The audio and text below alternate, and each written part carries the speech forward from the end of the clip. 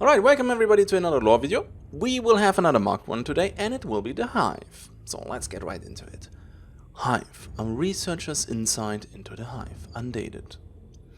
Of the 10 creatures I have researched thus far, it is the Hive who haunts my dreams. Though she appears to have been classified alongside the other Grunts, she was a far more dangerous creature, setting a swarm of insects upon any human in range until their bodies were punctured and swollen and heaving with their vile poison. Only her own death, the death of their host, the Hive Mother, stopped their persistent attacks. Though she could be safely killed from afar with a shot to the head, the positioning of her body made the task difficult even for the best marksman. Blunt damage could harm her, though little else, and in the time it might have taken to try, her beastly swarms would have already stung their prey into flight or submission. Looking at the bigger picture, I am attempting to understand the purpose each form served in the eye of their creator. The documents I've collected, in particular the interviews with Ada Shell, have led me to the hypothesis that the Hive's function was both to host and to disseminate the melody. Convert or kill at a distance, perpetuate the race. I am reminded of the writings of Trask, active at the time, who was convinced that the woman's divine mission was the perpetuation of the race through continuous breeding. The seed of this idea, twisted though it became, was personified in the first Hive on record, as you will see. Interview with Ada Ruth Shell, interviewer AHA member. Date retracted. Typewritten questions omitted. 8.5 inches by 11 inches, 1 out of 4. Mama always said not to let my mouth hang open or a spider'd crawl in. I didn't believe her at the time, but after she went, I never forgot it. I was 13 the day it happened. I know because it was my birthday. Nothing to celebrate. Barely any food to speak of. And Mom was so sad. Mom had a babe that died that same year, and Puppet followed it up to heaven. Her life was hard and getting harder. 7 kids living, 4 under the ground, and nobody to help keep us in mutton. We had 1 room, a leaky roof, all of us sleeping where we could. No happy memories there. Only found out I was pregnant after we'd all been brought into the asylum. Doctor told me. I told him, well then praise Jesus, cause I'm the Virgin Mary, and he shook his head. But I wasn't lying. I had never had relations. When they cut the baby out of me, I wasn't supposed to see, but I did. It was strange and hard and dead like a piece of old chewed up wood. Don't have any living children. Interview with Ada Ruth Shell, interviewer AHI member, date retracted, typewritten, questions omitted. 8.5 inches by 11 inches, 2 out of 4. Oh, yes sir, my pardon. What happened that day was what you were asking about. I got off track. I don't like to remember it, but I'll try to tell it quick, get it all out in one go and be done with. Mom had been quiet all day, sadder than usual. It was July. Like I said before, I know for sure as it was my birthday. The mosquitoes and the flies were fierce. We didn't have glass on the windows, not even paper. I was watching her and she was fanning the flies off and chewing on her finger, nervous habit of hers, and she's chewing and I'm watching and a fly just crawls up her finger and into her mouth and she doesn't do her thing. Seemed everything happened quick after that. More flies and other things beside. The room was full of them, like a plague of locusts straight out the Bible. I couldn't take a breath without getting them in my mouth. I saw more and more, and then more going into Mama's, and then her ears, and then her just standing there, not moving, fanning and chewing and fanning. The noise was terrible, the buzzing loud as I saw, and the others just screaming and wailing, and I closed my eyes and covered my ears. But the cracking sound that followed, that was loud as if the roof was coming down. I opened my eyes and my mama had kind of folded in half and opened, and well really it weren't my mama standing there no more, but this thing, this nest thing like the wasps, built out the shed between her ribcage. Her ribcage. I could see her ribcage, and it was screaming, and the other children were screaming too still, especially Edward and Henry. They took it the worst, I think, and I don't remember much of what happened after that is what I'm telling you. It's why I'm trying to find my siblings, sir, though it's been a few years. It's why I wanted to join your little shooting club.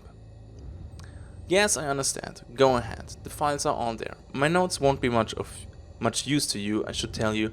I'm no good at spelling. Woman who worked there helped me get those papers, read them to me till I had them memorized. I don't need them anymore.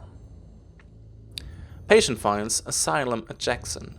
Author, Dr. Warren. Printed form, handwritten, 8 inches by 10.5 inches. Patient record. Name, Ada Ruth Shell, female, colored, 13 years. Edward Shell, male, colored, 9 years. Henry Shell, male, colored, 9 years. Grace Shell, female, colored, 8 years. Samuel Shell, male, colored, 5 years. Admitted July 19, 8 o'clock. Admittance notes, 5 children admitted together, siblings. 2 did not survive incident. Neighbor delivered to Dr. F reported strange behavior. Ada Ruth Shell will not speak, crying but sits quietly. No outward signs of physical injury, 3 months pregnant. Edward Shell, restless, pacing, pupils dilated, vacant gaze. Multiple lacerations on the left arm, will not speak. Henry Shell, restless, in constant motion. Multiple lacerations on the left side of the face, will not speak.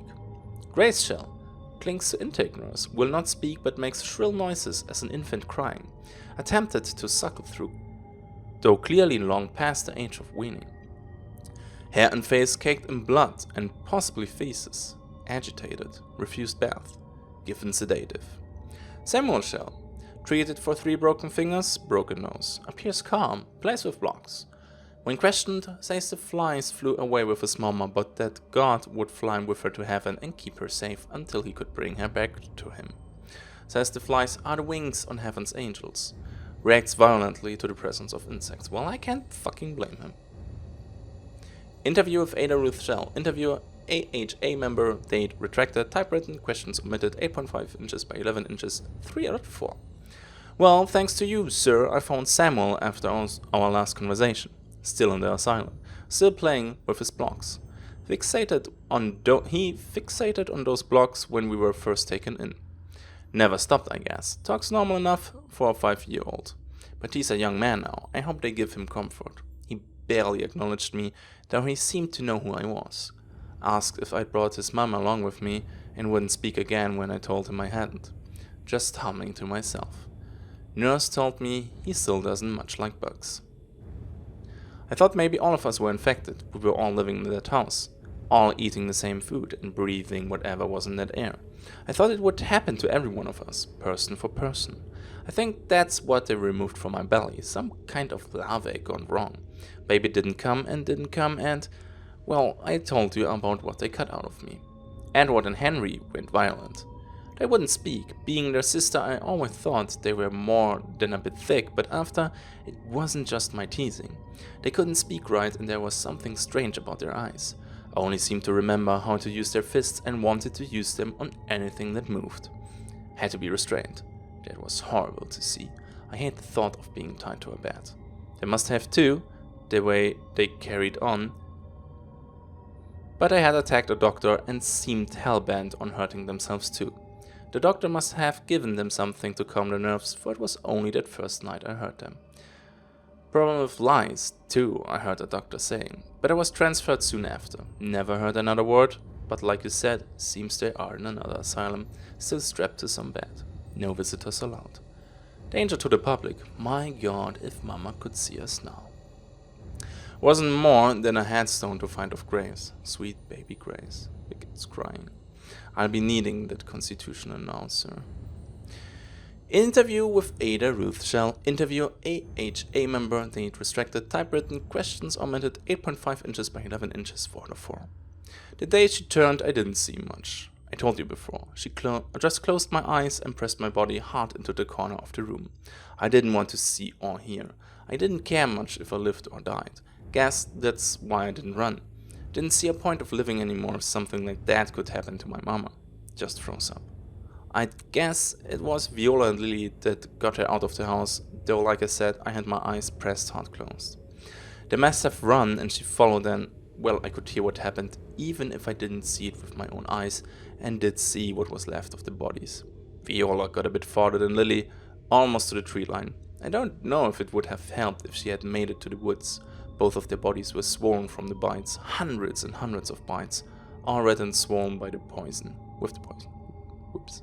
The first time I saw her in the swamps was my first real look at her since the change. I didn't expect, well, it was like looking at my own face in the mirror. Never knew how much we shared a resemblance. Guess I kind of grew into it.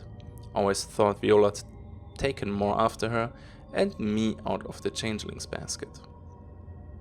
I heard her screaming first, recognized it in an instant, and the sound brought me right back to that room with her screams and dares. Then across the field I saw her, bent over all wrong, twisted and shambling, and with that big paper nest sitting between her own ribs. Her own body turned against her. I don't know if my mama is in there anymore. Her mind, I mean, her soul. What happens to your soul when you become dead? I've heard there are more than one now, but they all look like my mama. They all look just like me. It was all I could do to force myself to shoot. I did, but I hesitated, and my hands were shaking and I missed, and, well, that's how I lost my arm, but you know all that already. But I'm going back out. Your training won't go to waste. I get my mama the rest she deserves. Well, this is kind of interesting. So it seems like the poison or the plagues spread by the hives. And that's kind of nice lore here.